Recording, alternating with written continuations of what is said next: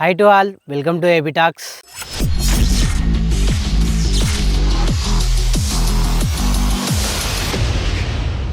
ఎందుకంటే మహబూబ్నగర్ మున్సిపల్ని కార్పొరేషన్లో కలిపాక జరిగిన ఫస్ట్ ఎలక్షన్లో విన్ అయిన అభ్యర్థి కురవ సత్యం గారిని వీరన్నపేట్ 12వ డివిజన్ నుండి కురవ సత్యం గారు కె సత్యనారాయణ ఆయన నిలబడి టీఆర్ఎస్ అభ్యర్థిగా నిలబడి గెలిచాడండి. రాజకీయాలకి ముందు, రాజకీయాల తర్వాత తను ఎదుర్కొన్న కొన్ని సంఘటనలు, తనకు జరిగిన కొన్ని అనుభవాలను మనకు పంచుకున్నాడండి. అండ్ డెవలప్మెంట్ గురించి కూడా చెప్పాడు. డిస్కస్ చేద్దాం. నమస్తే కార్పొరేటర్ గారు. నమస్తే. అంటే కొన్నేళ్ల తర్వాత మహబూబ్నగర్లో ఫస్ట్ టైం మహబూబ్నగర్ని కార్పొరేషన్లో కలిపారు. దాని తర్వాత జరిగిన ఫస్ట్ ఎలక్షన్లో రికార్డు స్థాయిలో విన్ అయిన ప్రతి ఒక్క అభ్యర్థి కూడా చిరస్థాయిలో నిలిచిపోతాడు. అయితే మీరు చాలా స్పెషల్ దాంట్లో, ఎందుకంటే గత 15 ఏళ్ళ నుంచి మీరు ప్రజాసేవ కోసం పోరాడుతున్నారు. అంటే రాజకీయాల్లో రాణించి ఎలాగైనా సరే నేను గెలిచి ప్రజలున్న వార్డ్ని అభివృద్ధి పరుద్దామని మీరు అనుకుంటున్నారు. ఒక 10 ఏళ్ళ తర్వాత మీరు కౌన్సిలర్ కావాలనుకున్న ఒక ఆశ 15 ఏళ్ళ తర్వాత కార్పొరేటర్గా, అది కూడా మొట్టమొదటి 12th డివిజన్లో మొట్టమొదటి కార్పొరేటర్గా మీరు గెలిచారు. అంటే ఈ కార్పొరేటర్ ప్రయాణం అనేది మీరు ఫస్ట్ అటెంప్ట్లో రాలేదు. ఈ 10 ఏళ్ళు 15 ఏళ్ళు కాకుండా ఇంతకు ముందు అసలు మీ ప్రయాణం ఏ నుంచి స్టార్ట్ అయ్యింది? ఒక మిడిల్ క్లాస్ స్టేజ్ నుంచి కార్పొరేటర్ స్థాయికి ఎదగడానికి మీరు అసలు ఎట్లాంటి ఆటుపోట్లు లాంటివి ఎదుర్కొన్నారు? గతంలో మేము చాలా కష్టపడ్డాం. కాకపోతే మేము పుట్టి పెరిగింది బండ్లగేరి నుంచి కుమార్వాడిలో మేమంతే రెంట్కే ఉన్నాం. మా అమ్మ నాన్నలు బతకడానికి వచ్చింది ఇక్కడ. మాది సొంత ఊరు అక్కడ ఎలిగెన్ల, మాది నారాయణపేట డిస్టిక్. అయితే ఇప్పుడు డిస్టిక్ ఉంది, అప్పుడు పాలమూరు డిస్టిక్ ఉండే, మహబూబ్నగర్ డిస్టిక్ ఉండే, కానీ ఇప్పుడు ఉమ్మడి మహబూబ్నగర్ డిస్టిక్లోనే మా అమ్మమ్మ నాయనలు బతకడానికి వచ్చినప్పుడు మేము బండ్లగేరిలోనే పుట్టి పెరిగినాము. ఆ నుంచి కుమార్వాడిలో ఉన్నాము. కుమార్వాడి నుంచి మళ్ళీ వీరన్నపేట కూడా వచ్చినాం. అంటే మేము ఇక్కడ వచ్చినప్పుడు మేము 3-4 years ఉంటాం. 3 సంవత్సరాలు 4 సంవత్సరాలు ఉంటాం ఇక్కడ వీరన్నపేటకి వచ్చినప్పుడు. కుమార్వాడిలోనే మేము దాదాపు ఒక స్టార్టింగ్లో చదువుకోవడానికి కూడా అక్కడ ప్రాక్టీస్ అక్కడనే చేసినాం. కుమారవాడి స్కూల్కి పోయినాం. ఆ నుంచి ఇక్కడ వీరన్నపేటకి వచ్చినప్పుడు కూడా మా అమ్మమ్మ నాయనలు అమ్మకు బాగా కూలి పోతుండే, చెత్తుల పనికి పోతుండే, చేనులో వ్యవసాయం పనులకు పోతుండే. అమ్మకు చెత్తుల పనులను తెలియకుండా అప్పుడు స్టార్టింగ్ లో వ్యవసాయం పని కూడా తెలుసు. వ్యవసాయం పని చేసుకుంటూ ఉండే. మా నాయన అప్పుడు బఠానాలు అంటే శనగలు అమ్ముతుండే, గంప నెత్తి మీద పెట్టుకొని శనగలు అమ్మడం అని మా నాయన బతకడానికి వచ్చినప్పుడు ఫస్ట్ ఇక్కడ వచ్చినప్పుడు అదే పని అట్లా చేసుకుంటూ మాకు ఇంట్లో ఒకరము ఇద్దరం అంటే 5 మంది అయినా మేము 4 అన్నదమ్ములము, ఒక చెల్లి. మా కుటుంబం పెద్దగా అయినాక మాకు సంపాదన లేదు. నాయన చేయాలి, అమ్మ చేయాలి, ఇద్దరే చేసుకుంటున్నాక అమ్మకు చేనులో వ్యవసాయం అప్పుడు పనికి పోతే తక్కువ పైసలు ఇస్తుంది. 6 రూపాయలు 4 రూపాయలు ఉంటాయి. అప్పుడు 4 రూపాయల నుంచి చేసుకుంటూ వచ్చింది. అప్పుడు సరిపోతుంది అని చెత్తల పని కూడా పోయింది అమ్మ. అప్పుడు చెత్తల పనికి పోతే 8 రూపాయలు 6 రూపాయల నుంచి 10 రూపాయల వరకు ఇస్తున్నాం. ఆ కాలంలో పోయి ఉదయం 7 గంటలకు పోతే రాత్రి 9 గంటలకు వస్తున్నాయి. అంటే ఉదయం 4 గంటలకు లేచి అమ్మ వంట చేసిపోవాలి. మేము అదేగా మళ్ళీ మేము లేచి ఉన్నప్పుడు కూడా అమ్మ వాళ్ళు కనిపించు, అమ్మ కూడా లేచి ఉండకుండా, అమ్మ నాయన కానీ ఉండకుండా మేమే అన్నం పెట్టుకొని తినాలి, స్కూల్కి పోవాలి, రావాలి. మేము తిన్నట్లనే ఉన్నట్లనే మాకు అప్పుడు చాలా ఇబ్బందులు ఉండే. ఇక అట్లా కూడా మాకు అడవిలో ఉన్న ఇల్లు వీరన్నపేట ఉన్నప్పుడు అసలు ఏడా ఉండే అంటే పాత గేడు ఇతరులో ఒక 20-30 ఇండ్లు 40 ఇండ్లు ఉండే అంతే. అప్పుడు ఈ చివరికి ఇల్లు కట్టుకుని ఉన్నాము, ఒకటే ఇల్లు. అప్పుడు మేదర్ ఉషన్న తాత అని వాళ్ళ దాంట్లో మాకు అప్పుడు 20 రూపాయల గజం లాగా మాకు ఒక 400 గజాలు నాయన తీసుకున్నాను. అప్పుడు అది కూడా ఇన్స్టాల్మెంట్ టైప్ లాగా సంవత్సరం కింద అట్లా 5 సంవత్సరాలు కట్టినాడు.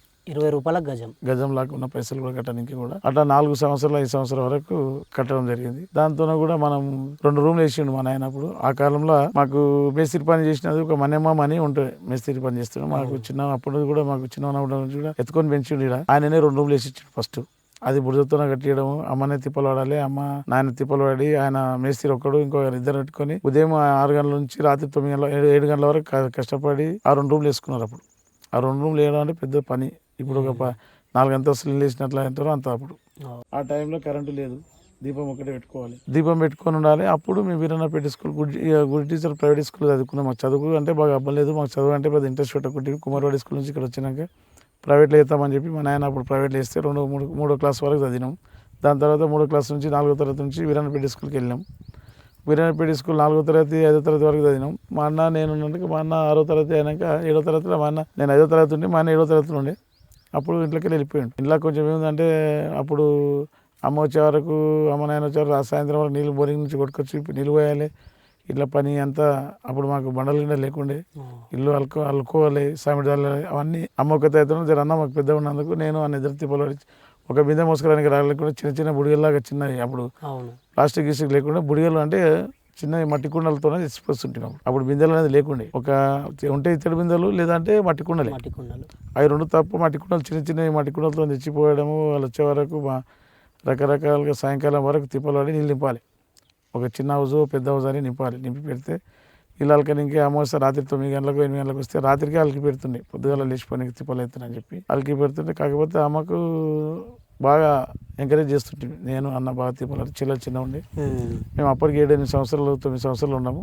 అప్పుడు కూడా మాకు అమ్మతో పాటు చిన్న చిన్న పనులు చేయడం ఆయన చేస్తే చాలా కష్టపడుకుంటూ వచ్చిన వాళ్ళు ఎందుకంటే కష్టం విలువ తెలుసు. రెండోది ఏంటంటే పొద్దుగాల నుంచి సాయంత్రం చేసుకొచ్చినాక రోజు పైసలు ఇస్తే ఆ పైసలతోనే పొద్దుగాల ఈ రాత్రికి తీసుకొని రావాలి. వచ్చేటప్పుడు బియ్యము రాత్రికి పొద్దుగాల కావాలి. మళ్ళీ పొద్దుగాల రాత్రికి వచ్చేటప్పుడు మళ్ళీ అమ్మ పనికి వచ్చేటప్పుడే ఆ పైసలతోనే బియ్యము కూరగాయలు తీసుకొని రావాలి.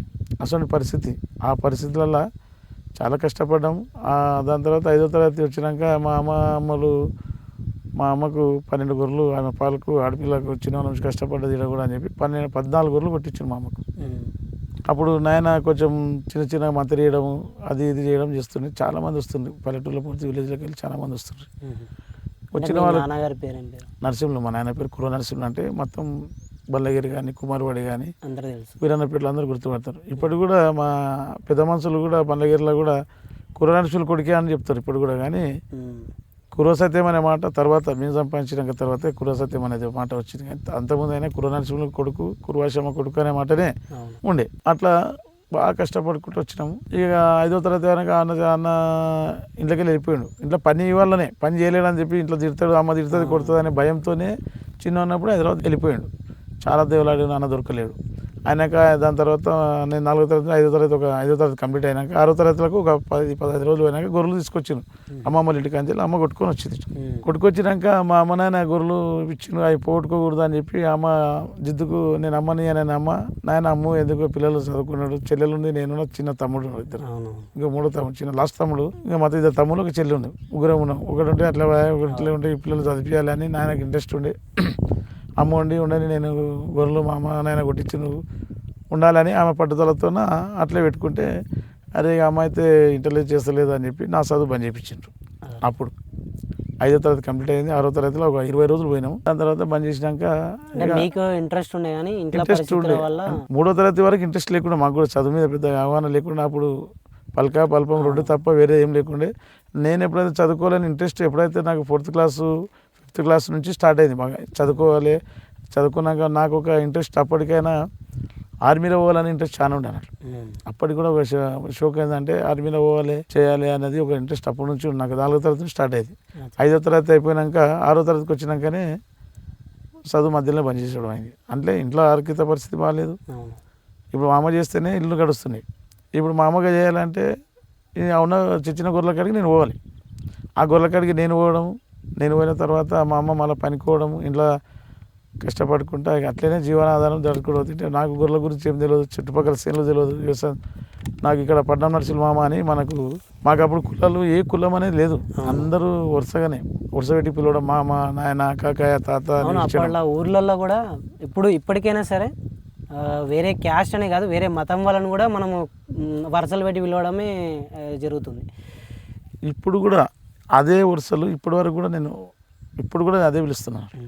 ఇప్పుడు అప్పటి నుంచి ఎట్లా పిలిచినో ఇప్పటికి చాలామంది అదర్ క్యాస్ట్ అంటే మేదరులు కానీ, ముదిరాజులు కానీ, యాదవులు కానీ, సాకలోలు కానీ, మంగళోలు కానీ, ముస్లింలు కానీ ఇప్పుడు కూడా నేను వాళ్ళని పిలిచేది మామ, కాకా, చిన్నాయన అని పిలిచేది ఇప్పుడు కూడా అట్లే పిలుస్తాం. ఈ రోజు కూడా అట్లే పిలుస్తున్నాం.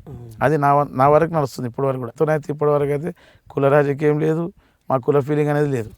ఆ రోజు నుంచి ఈ రోజు వరకు కంటిన్యూ అట్లనే మేము మాట్లాడుతున్నాం, చేస్తున్నాం. అట్లా నుంచి కంటిన్యూ చేస్తున్నాం.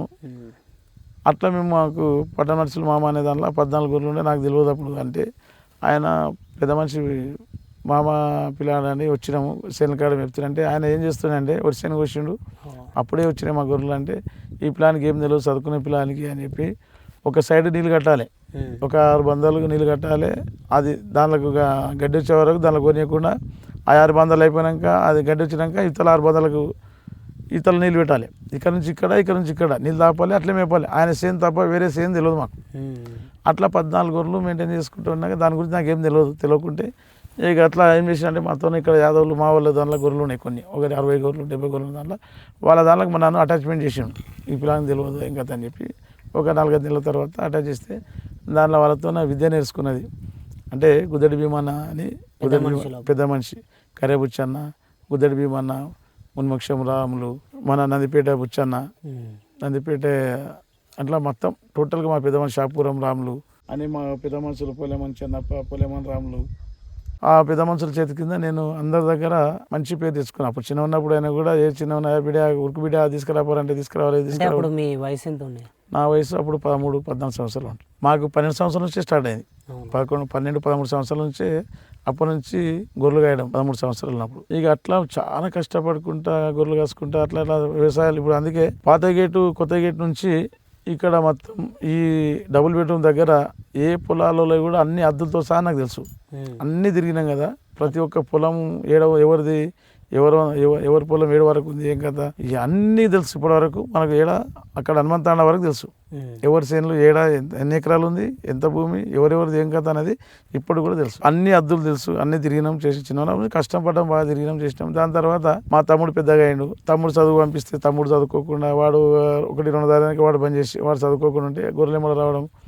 అదే వాడు నేను ఇద్దరం గొర్రెలు కాసినాం. ఒక 14 గొర్రెలతోన 150 గొర్రెలు చేసిన, 50 మేకలు చేసిన. దానితోనే 150 గొర్రెలు, 40 మేకలు, 50 మేకలు అయినాయి, 200 అయినాయి. ఇద్దరం కలిసి కాసుకుంటుంటే చేస్తుంటే దాని తర్వాత నేను పెద్దగా అయినందుకు ఇల్లు గడుస్తలేదని చెప్పి మళ్ళీ గొర్రెల కాడికి వర్షాకాలం వస్తే మేత ఉంటుందని చెప్పి పని చేయాలి.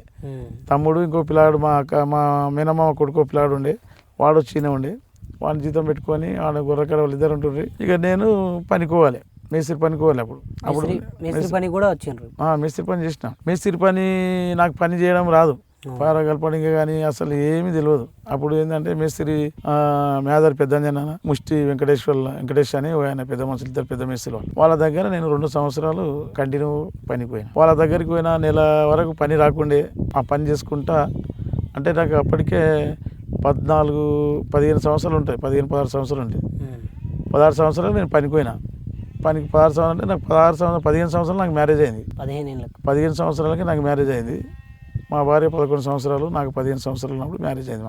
మా అక్క బిడ్డ అంటే మా పెద్దనాన్న బిడ్డ, మా అక్క బిడ్డని చేసుకున్నాం. బాల్య వివాహం అప్పుడు అంటే ఇక అమ్మకు కష్టమవుతుంది, తిప్పలవుతుంది. అమ్మకు కొంచెం చిన్న తమ్ముడు పుట్టినాక పెద్ద ఆపరేషన్ అయింది. అది అంటే అమ్మకు చాలా ఇబ్బంది అవుతుంది ఇంట్లో. అది అంటే మాకు అప్పటికి సంబంధాలు చిన్నతనంలో మా దానిలో చిన్న వయసులోనే పెళ్లి చేస్తుండే. అప్పటికి 2-3 సంబంధాలు వస్తే పెళ్లి మాట ఎత్తకుండానే ఉండే, అంటే ఎవరు రాలేకుండా. మా అక్క వాళ్ళు మా మామ వచ్చి ఇంట్లో కూర్చొని నేను నా బిడ్డని ఇస్తాను కూర్చొని ఖచ్చితంగా. అప్పుడు మా మామ వాళ్ళు అత్తలు చాలా ధనవంతులు.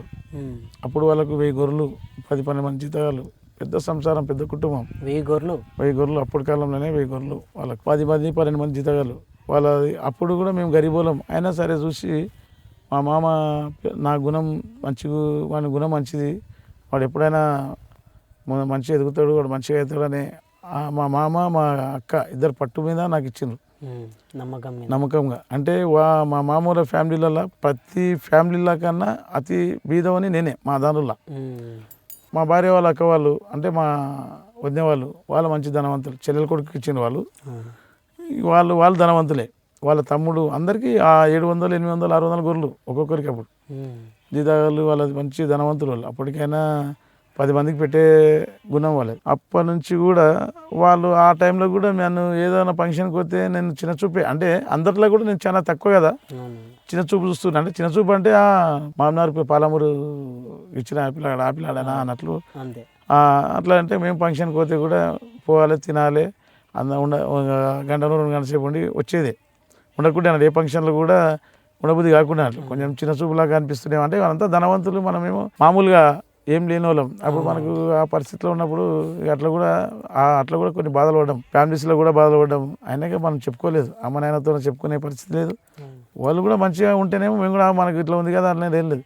అట్లా కష్టపడుకుంటా తిప్పలాడుకుంటా అట్లా ఒకటే స్టెప్ బై స్టెప్ చేసుకుంటూ వచ్చి నేను మళ్ళా నాకు పెళ్ళి అయిన తర్వాత మాకు బాబు పుట్టిండు, మా పెద్ద బాబు పుట్టిండు. నేను 18 సంవత్సరాలు ఉంటా, మా బాబు పుట్టినప్పుడు 17-18 సంవత్సరాలు ఉన్నా నేను. అప్పుడు మాకు బాబు పుట్టిండు.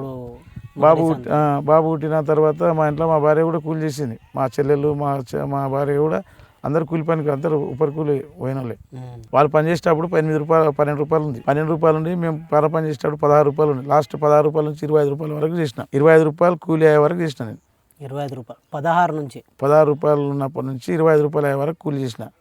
3 సంవత్సరాలు చేసిన తర్వాత నేనేం చేసిన అంటే ఇంట్లోకి వెళ్ళి ఇక మాకు అప్పటికి ఇక పిల్లలు పెద్దగా ఇంట్లో సంసారం వెళ్తారు. నేను కూడా అప్పుడు బాగా పనికి పోయటానికి తిరుగుతాను ఇంట్లో. గొర్రెలు కాడుకొని పోను, నేను ఏదైనా పని చేసుకుంటా, వాళ్ళు చేసుకుంటారు కదా, తమ్ముడు చేస్తారు, వాళ్ళు చేస్తారు. ఇక ఏదైనా పని చేసుకుంటా అంటే ఇంట్లో నువ్వు గొర్రెలు కాకుండా ఇంట్లోకి వెళ్ళిపో అది ఇది అని మా ఇంట్లో చిన్న వారదాలు అవి చిన్న గొడవలు అయ్యి కూడా ఇక అట్లే ఉంటే ఇక ఇంట్లోకి వెళ్ళి నేను కొడుకు పుట్టినాక తర్వాత ఇంట్లోకి వెళ్ళి బయటకు వచ్చేసిన. అప్పుడు గతంలో మా బాబు 6 నెలలు సంవత్సరం ఉంటాడు. అప్పుడు ఇంట్లోకి వెళ్ళి బయటకు వచ్చినాం. ఇంట్లోకి వెళ్ళి బయటకు వచ్చిన తర్వాత అప్పుడు ఏం పని చేస్తలేము. పోతే ఉపరి పనికి మా భార్య ఒక 6 నెలలు పని చేసింది, ఉపరి కూలి పని చేస్తుంది. ఆమెను చేయాలి, ఆమె మీదే బతకాలి. ఆమె చేసినప్పుడు 25 రూపాయలు కూలింది. 25 రూపాయల కూలిలో ఒక నెలకు 100 రూపాయలు కిరాయి. నేను బయటకు వెళ్ళినప్పుడు కిరాయి అంటే సంతమని మన జానరుల వాళ్ళు ఆమె వంటలు చేస్తుంది. వంటలు చేసే వాళ్ళ ఇంట్లోనే మేము ఫస్ట్ కిరాయి ఒకటే రూమ్లో కిరాయి ఉన్నాం. అందరు 150 రూపాయలు కిరాయి ఇస్తా అంటే పిల్లాడు బీదోళ్ళు వాళ్ళు చేసుకుంటూ కూలి చేసుకుంటూ ఎందుకు 100 రూపాయలకి ఇస్తా బిడ్డ అని చెప్పి 100 రూపాయల కూలి ఇచ్చిండు. 100 రూపాయలకే కిరాయి ఉన్నాము. అట్లా 3 సంవత్సరాలు అన్నాను. ఒక 6 నెలలు అట్లే ఊరికేనే ఉన్నాం. తిని ఏం పని చేస్తే నువ్వేం పని చేస్తావు బిడ్డ అది అన్నట్లు పనికోతే కూడా ఏలం చేయడము, ఇక పని ఇవ్వకపోవడము, నువ్వు తిరుగుతున్నావు అప్పలాగా పని చేసేటట్లేవు, ఓపిక లేదు నీకు అది ఇది అని ఓలే పెద్ద మనుషులు అనడంలో నేను పని చేయకుండా ఏదైనా పని సొంతంగా చేసుకోవాలనే ఆలోచనతో మనకు వచ్చింది. ఫస్ట్ సొంతంగా పని ఏం చేయాలి, ఏం పని రాదు. చేస్తే కూలి పని చేయాలి, లేదంటే గొర్రెలు కాయాలి, లేదంటే ఆమాలి పనికి పోవాలి. ఈ 3 తప్ప వేరే తెలియదు కదా. చదువు తక్కువ నాకు పోలేదు. అయితే రెండోది ఏం చేసినాము, లాస్ట్కు ఒక సైకిల్ ట్యాక్సీ పెట్టుకోవాలి, పాన్ షాప్ అని పెట్టుకోవాలి అనేది ఆలోచన వచ్చింది.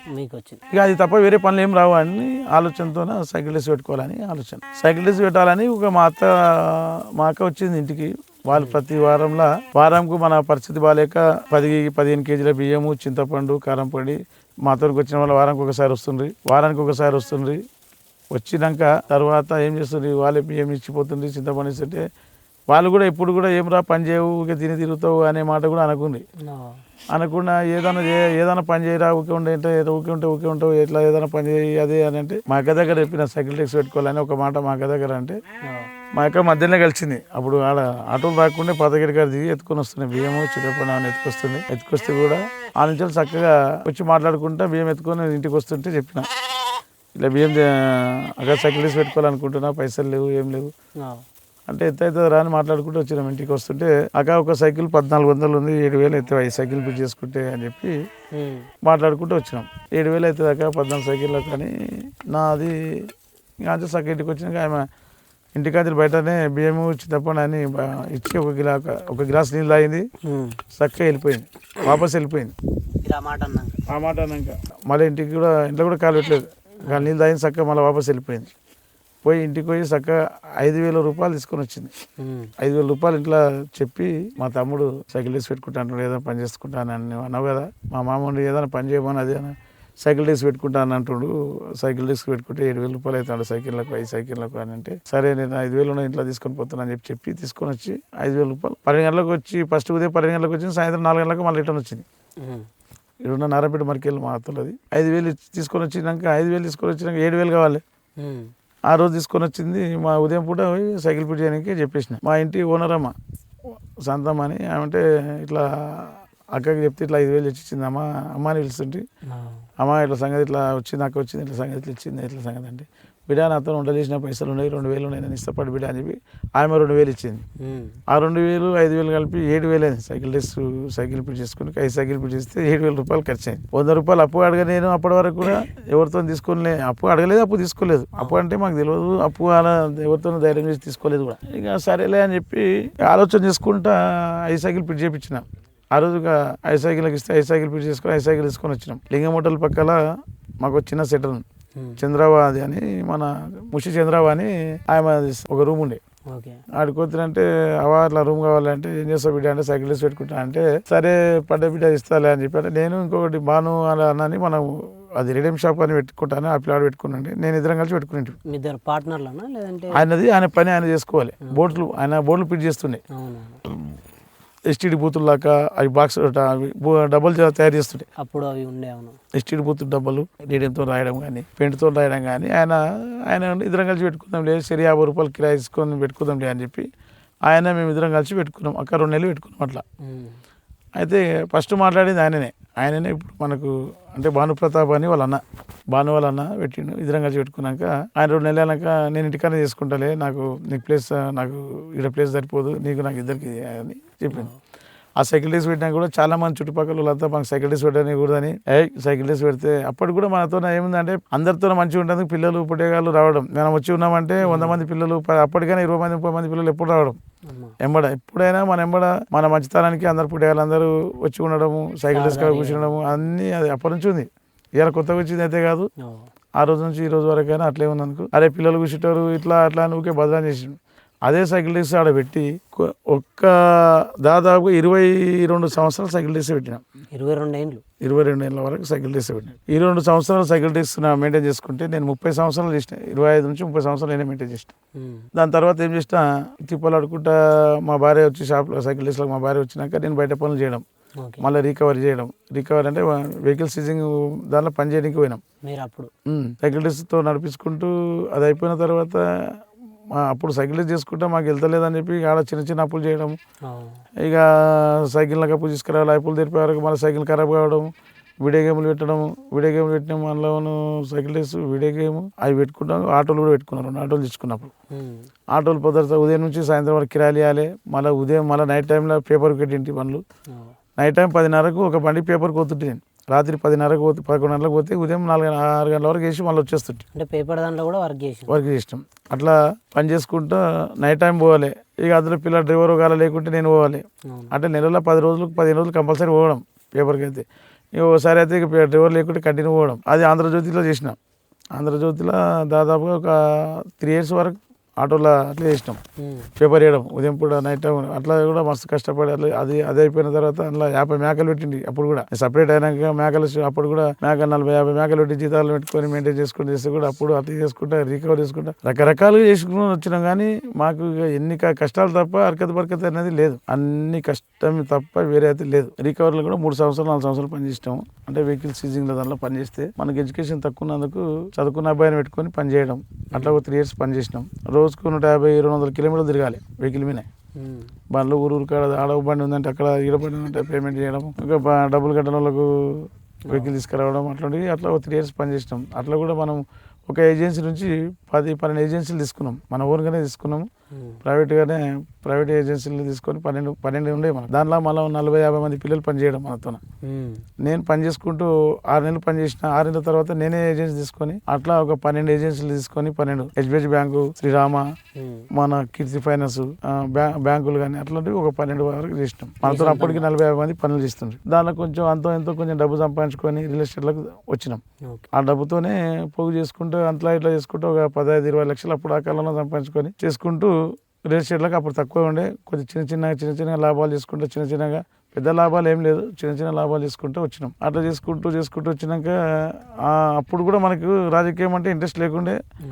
మేము సైకిల్ డేస్ పెట్టక ముందు కూడా మేము 5 మంది ఆ దోస్తాన్లో కూడా మేము ఉంటిమి. ఒక చిన్న స్కీమ్ పెట్టింటిమి. ఆ స్కీమ్లో అప్పుడు మా ఫ్రెండ్ ఎలక్షన్లకు ఇట్లే నిలబడి ఒకసారి ఇండిపెండెంట్గా ఒకసారి నిలబడి అప్పుడు నానా ఇబ్బందులు ఉండవు. అందరం తల ఇంత షేర్ వేసుకొని పైసలు వేసి మేము నిలబడి అప్పుడు రాజకీయంగా చేయాలి అనే ఆలోచన ఎప్పుడు ఇలేనా అని అప్పుడు కుర్రరాములన్న ఒకటి, రెండోది అంజిబాయ్ ఒకటి, ఇద్దరే ఉంటున్నాడు. ఫస్ట్ రామ్లాన్న నిలబడ్డాడు గెలిచిండు. తర్వాత నెక్స్ట్ టైం మళ్ళీ రామ్లాన్న గెలిచిండు. మళ్ళీ 3సారి అంజిబాయ్ నిలబడ్డప్పుడు అది ఎప్పుడు ఇలేనా అనే ఉద్దేశంతో నిలబడడానికి గెలిచిండు ఆయన. 4సారికి మళ్ళీ మేము వచ్చినాము. మా ఫ్రెండ్ని నిలబెట్టినాం.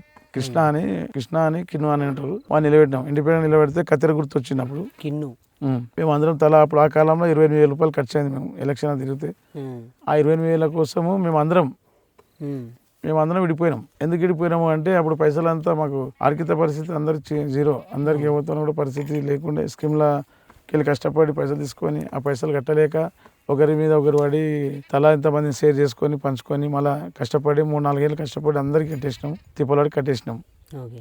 కట్టి దాని నుంచే విడిపోయినాం. విడిపోయి ఎందుకు విడిపోయినాం అంటే కొట్లాడే చేయలేదు, వెళ్ళక డబ్బు లేక రాజకీయంగా వచ్చి ఇంత ఘోరం ఉంటుందా అని. అప్పుడు కూడా పెద్దలు మనల్ని ఎదగనే లేరు. అప్పటి నుంచి ఇప్పటి వరకు మా పైన ఒక దృష్టి పెట్టే ఉన్నారు వాళ్ళు. వీళ్ళు ఎప్పుడు రాకూడదు, రాజకీయంలో రాకూడదు అనేది ఒకటి. ఇంకా మా దాని మీద మళ్ళీ అప్పుడు చేసిన తర్వాత ఒక 10 సంవత్సరాలు మళ్ళీ 10 సంవత్సరాల వరకు 5 సంవత్సరాల వరకు రాలే, మళ్ళీ పొలిటికల్కి రాలే మేము. అంటే కిన్ను అనేటైనా గెలిచిందా మీరు? ఓడిపోయినప్పుడు ఓకే. అప్పుడు మొత్తం వీరన్నపేట అంటే నీలకంఠ స్వామి గుడి, ఇప్పుడు వీరభద్ర కాలనీ ఉన్నది మొత్తం అప్పుడు ఏం లేకుండే. వీరన్నపేట నీలకంఠ స్వామి గుడి స్కూల్ పట్టుకొని అంతా పట్టుకొని ఆ కాలంలో 2700 ఓట్లు ఒక బూత్కుంటున్నాయి అప్పుడు అంతా కలిపితే. ఎర్రమనగుట్ట, నీలకంఠ స్వామి గుడి, వీరన్నపేట స్కూల్, అవునవును, ఈ 3 ఏరియాలు పట్టుకొని ఒక వార్డు ఉంటుండే. కొత్త గేటు పాత గేటు పట్టుకొని ఇట్లా ఒక వార్డు ఉంటుండే, మొత్తం కలిపి ఉంటుంది. మొత్తం కలిపి ఉంటుండే. అప్పుడు అప్పుడు నిలబడ్డప్పుడు 650 చిల్లర వచ్చినాయి. అంటే ఇది ఒక 20-25 years back. 25 years, okay, 25 years కింద, 20 సంవత్సరాల కింద. అప్పుడు జరిగిన తర్వాత మాకు చేసుకుంటే ఉంది, లేకుంటే లేదు. అప్పుడు పరిస్థితులు ఎవరిని చూసుకుని లేదు. మా పిల్లలు చిన్న ఉన్నారు. ఇక మా పాప సెకండ్ మా పాప పుట్టినప్పటి నుంచి ఇక మనం సంపాదించాలనే ఆలోచన ఒకటి వచ్చింది. ఒక ఆడబిడ్డ పుట్టినాక తర్వాత ఇంట్లో డబ్బు సంపాదిస్తే డబ్బు పైసా ఉంటేనే అందరూ మనకి విలువ ఇస్తారు, ఇజ్జత్ ఇస్తారు అనేది ఒకటి నా లోపల వచ్చింది. అప్పటి నుంచి పైసా సంపాదించాలనే ఆలోచనతోనే ఇక రాత్రి పగులు అనకుండా కష్టపడడం, పైసా సంపాదించాలనే ఆలోచన తప్ప వేరేది ఏం పెట్టుకోలేదు. రియల్ ఎస్టేట్ చేయడం, దందాలు చేయడం. ఇక్కడ మా భార్య ఉదయం చేస్తే మా భార్య సైకిల్ రేస్ చేసుకున్నాం. ఉదయం పొద్దునే మా ఇంటి దగ్గర చిన్న కిరాణా షాప్ ఒకటి ఓపెన్ చేసిండే. ఆ కిరాణా షాప్ చూసుకోవాలి. మళ్ళీ ఆ నుంచి 9-10 గంటల తర్వాత మళ్ళీ సైకిల్ రేస్ కట్టుకోవాలి. నేను రికవరీకి పొద్దున్నే 4 గంటలు లేచిపోతుంటే మేము. అప్పుడు రికవరీ అంటే వెహికల్ తీసుకోలేదు, కస్టమర్లు దొరకాలంటే వాళ్ళని మేము తర్వాత కొట్టి లేపాలి. ఒక్కొక్క ఊరు 50 కిలోమీటర్లు 60 కిలోమీటర్ల దూరం పోవాలంటే మాకు ఆ కాలంలో బైకులు కూడా ఉండకపోవడం, కంపెనీ బండ్లు తీసుకుంటుంటే తిరుగుతుంటే 50 కిలోమీటర్లు అంటే 2 గంటలు అవుతుంది. 3 గంటలకు 4 గంటలు లేవాలి, స్నానం చేయాలి. అప్పుడు చక్కగా మొత్తం వెళ్ళిపోవాలి. ఒక రోజుకు 2-3 కస్టమర్లు దొరుకుతుంది. లాంగ్ ఇస్తుంది. మాకు స్టార్టింగ్లో ఉన్నప్పుడు అంతా వెహికల్ అంతా దూరం చేస్తారా లేదా అన్నట్లు 100 కిలోమీటర్లు 200 కిలోమీటర్ల వెహికల్ వచ్చినా వేస్తుండ్రి. ఇక ఒకసారి అక్కనే నైట్ అయితే ఆయన బస్ స్టాండ్లో వండుకోవాలి, రికవరీ చేసేటప్పుడు తినాలి, అక్కడ హోటల్ తినాలి, బస్ స్టాండ్లో వండుకోవాలి, మళ్ళీ పొద్దుగా లేచి మొక్కలు కట్టుకోవాలి, మళ్ళీ తిరగాలి. అట్లా తిరిగినాము, అట్లా కష్టపడ్డాము. మాకు అన్ని విధాలుగా కష్టాలు తప్ప ఏం లేవు. అన్ని చేసుకుంటూ వస్తే ఇంకా లాస్ట్కు రాజకీయంగా ఎందుకు రావాలనుకుంటే ఇక మేము ఎదగాలనేది ఒక ఆలోచన వచ్చినాక రియల్ ఎస్టేట్ అయింది. దానిలో మాకు అన్ని విధాలుగా దందాలు చేసుకుంటూ వస్తూ ఒక క్లబ్బులు కూడా చేసినాము. రైచూర్లో క్లబ్బు మాకు ఒక గోపాల్ రెడ్డి అని హైదరాబాద్లో ఉంటాడు, తిరుమల రెడ్డి, గోపాల్ రెడ్డి అని వాళ్ళకి మాకు మంచి సహకరించిండ్రు. వాళ్ళు హైదరాబాద్లో ఉంటేందుకు అయ్యా కర్ణాటకలో మెయింటైన్ చేయండి అని చెప్పి పర్మిషన్ క్లబ్బులు తీసుకొని మాకు ఇన్ఛార్జ్ ఇచ్చిండ్రు. ఇన్ఛార్జిలా మాకు నెలకు అప్పుడు మంచిగా డబ్బులు వస్తుండే. నెలకు 40-50 వేలు, 1,00,000-1,50,000 వరకు కూడా సంపాదించడం. మంచి కష్టపడ్డాము. అట్లా మేము ఎదుర్కొంటూ వచ్చి పిల్లలు కొనుక్కోవాలి, ఆడ భూములు కొనుక్కోవాలి. ఇంకా డైలీ మాకు డ్యూటీ అదే డ్యూటీ. ఉదయం పోవాలి, 11-12 గంటలకు పోవాలి, రాత్రి 10-11 గంటలకు రావాలి. అట్లా చేసుకుంటూ ఆర్థికంగా కొంచెం మంచిగా అయిన తర్వాత అప్పటి నుంచి కూడా నేను ఏదైనా ఒకటి చేయాలి అనే ఆలోచన 20 ఏళ్ళ నుంచి మాకు బాగా మైండ్లో వచ్చి పడింది. మేము కూడా కింది నుంచి కష్టపడ్డాము, ఈ బాధలన్నీ చూసుకుంటూ వచ్చినాం. మనం ఒకటి రాజకీయంగా ఎదిగితే ఏమన్నా చేస్తాం, ఇంకో 10 మందికి కూడా మీరు సాయం చేయాలనే ఆలోచన తప్ప ఒకరి మోసం చేసేది లేదు, ఒకరి గుంజుకొచ్చేది లేదు, ఏం చేసేది లేదు. మేము క్లబ్బులు మెయింటైన్ చేసినాం. దాదాపుగా 10 ఏళ్ళు మెయింటైన్ చేసినాం. లేదనకుండా లేదు అది అని కాదు, క్లబ్బులు మెయింటైన్ చేసుకుంటా ఆర్థికంగా మేము రియల్ ఎస్టేట్ చేసుకుంటా రాత్రి పగులు అనకుండానే కష్టపడుకుంటేనే ఎంతో అంతో ఎదుర్కొంటూ ఎదిగిన తర్వాతనే కొంచెం అంతో నాతో పాటు ఇంకో 10 మంది కానీ 20 మంది కానీ డెవలప్మెంట్ చేయాలనే ఉద్దేశంతోనే మేము రాజకీయంగా వస్తేనే ఏమైనా ఎదుగుతానే ఏమైనా చేయగలుగుతాం, నలుగురు సాయం చేస్తాం. మనం కూడా ఏం చేసినా కూడా ఇప్పటివరకు గతంలో మస్తు చేసుకుంటూ వస్తున్నాం. ప్రతి టెంపుల్ కానీ, ప్రతి పెళ్లిలో కానీ, ప్రతి ఏ బీద వాళ్ళు వస్తే కూడా సాయం చేయడం కానీ, ప్రతి ఆడపిల్ల పెళ్లిళ్ళకి వస్తే కూడా డబ్బులు ఇవ్వడం కానీ, ఇంట్రెస్ట్ తీసుకుపోవడం కానీ, ఫ్రీగానే ఇవ్వడం కానీ, మళ్ళీ వాళ్ళు ఇస్తే 6 నెలలు 7 నెలలకు మళ్ళీ ఫ్రీ తీసుకునడం కానీ, చాలామంది పుట్టగాళ్ళు కానీ పనులు చేసుకుని ఆటోల కోసం కానీ, మేస్త్రి పని చేసే వాళ్ళు కానీ అట్లా డబ్బులు కూడా సాయం చేసినాం. కానీ ఇచ్చి మాత్రం ఎవరికి చెప్పుకోలేదు ఆ టైంలో అని చెప్పండి. అప్పుడు పైసలు ఇచ్చినాము, అందరికీ ఆర్థికంగా సాయం చేసినాం, కానీ ఎవరు కూడా ఇచ్చినామని ఎవరు చెప్పుకోలేదు. వాళ్ళు ఎదగాలి అనే ఉద్దేశంతోనే సాయం చేసుకుంటూ వచ్చినాం. కాకపోతే అట్లా డబ్బులు ఇచ్చి కూడా నేనేం చేసినా చాలా మందితో చెడ్డగైనా. ఎందుకోసం అంటే పైసలు ఇస్తేనేమో మంచోడు, ఇవ్వకుంటే చెడ్డోళమైనాం. అందుకే పైసలు ఇవ్వడం బంద్ చేసి పిల్లలకి ఏమైనా దందాలు చేసుకుంటే, ఏమైనా బిజినెస్ ఏమైనా చేసుకుంటే అంటే సాయం ఆర్థికంగా వాళ్ళకు ఎవరైనా సాయం చేయలేవు. పెళ్లి చేసుకుంటే సాయం చేయడం, పుస్తమిటలు కానీ సాయం చేయడం కానీ, పెళ్లికి బియ్యం ఇవ్వడం కానీ అట్లా చేసుకుంటూ వచ్చినాం. ఇట్లా ఇచ్చి మేము అందరితో చెడ్డ కావడం ఎందుకని చెప్పి ఇట్లా సాయం చేసుకుంటూ వచ్చినాం. ఇవి రాకున్నా సరే ఏకున్నా సరే 10 మంది తింటారు, 10 మంది ఉంటారు, ఈ సిమెంటరీ ఇస్తే కూడా ఒక 100 సంవత్సరాలు అయితే కూడా ఇది గుర్తింపు అయితే ఉంటుంది. గుర్తుండేటి ఇవ్వాలి అనేది ఒకటి నా ఆలోచనతో చేసుకుని వచ్చినాం. ప్రతి టెంపుల్కు 10,000, 20,000, 50,000 నాకు తోచినంత నేను సాయం చేసుకుంటూ వచ్చిన. ఏ ప్రోగ్రామ్ చేయని మామూలు వీరన్నపేటల ఈ వాడు ఆ వాడు కాదు, నా వాళ్ళని ఇచ్చినాను కాదు, మల్లెగేర్లో కానీ శివశక్తినాల కానీ కొత్తగంజి కానీ ఇట్లా ఒక 5-6 వాళ్ళు మనకు ఫ్యామిలీ ఫ్రెండ్స్ లాగా ఉంటాం. అందరి దగ్గర మనకు సర్కిల్ మంచిగా ఉంటాం. అందరి దగ్గర ఉండేందుకు అందరు మాత్రం సాయం అడగడం, మనం కూడా హెల్ప్ చేయడం అట్లా ఉన్నందుకు అదే చేసుకుంటూ వస్తున్నాం ఇప్పటివరకు.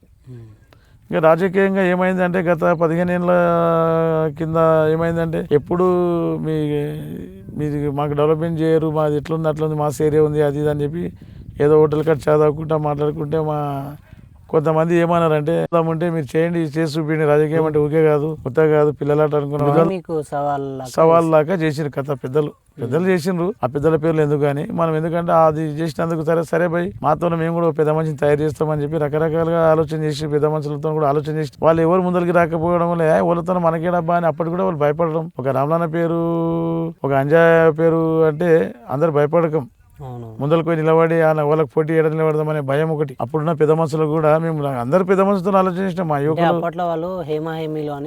వాళ్ళకు కంచుకోట లాగా వాళ్ళు పోటీ నిలబడడానికి విత్తలలో ఎవరు పోటీ లేదు. అట్లా వాళ్ళు గత 25-30 ఏళ్ళ నుంచి నడుస్తుంది. వాళ్ళకు పోటీకి మేమే ఫస్ట్ స్టెప్ వేసినాం.